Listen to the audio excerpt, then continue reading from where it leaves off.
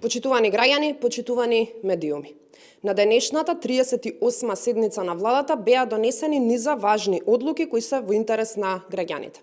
За таа цел ја информираме јавноста за следново.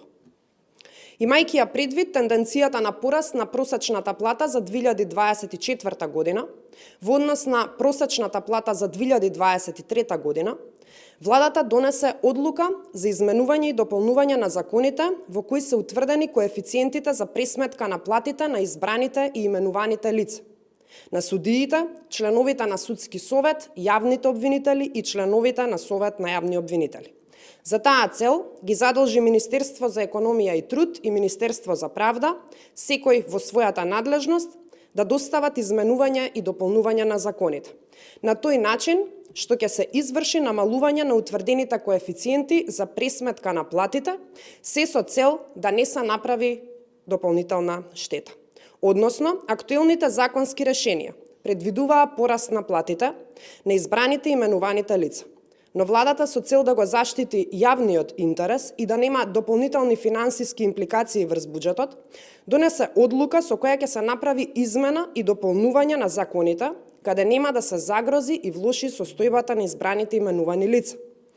Односно, ветивме дека едно е сигурно и тоа го исполнување. Зголемување на платите на избраните именуваните лица нема да има.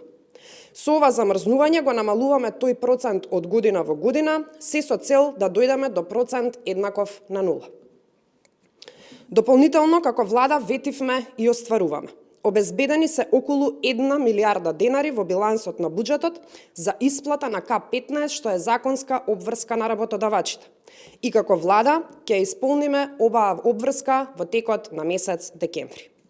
Исто така, како влада донесовме одлука со која се препорачува на сите органи на државната управа со цел да не се предизвикаат дополнителни фискални импликации врз буџетот, да не се врши исплата на 13-та плата за 2024 година, како би успеале да обезбедиме фискална стабилност без преголеми оптоварувања врз средствата на граѓаните.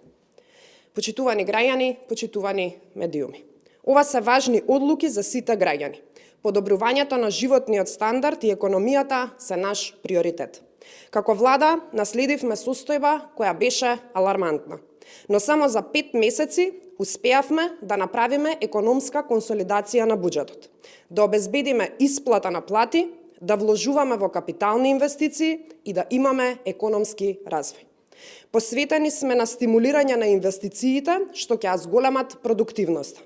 Оваа економска стратегија дава охрабрувачки индикатори и затоа имаме состојба на раст на платите, а намалување на инфлацијата. Ви благодарам.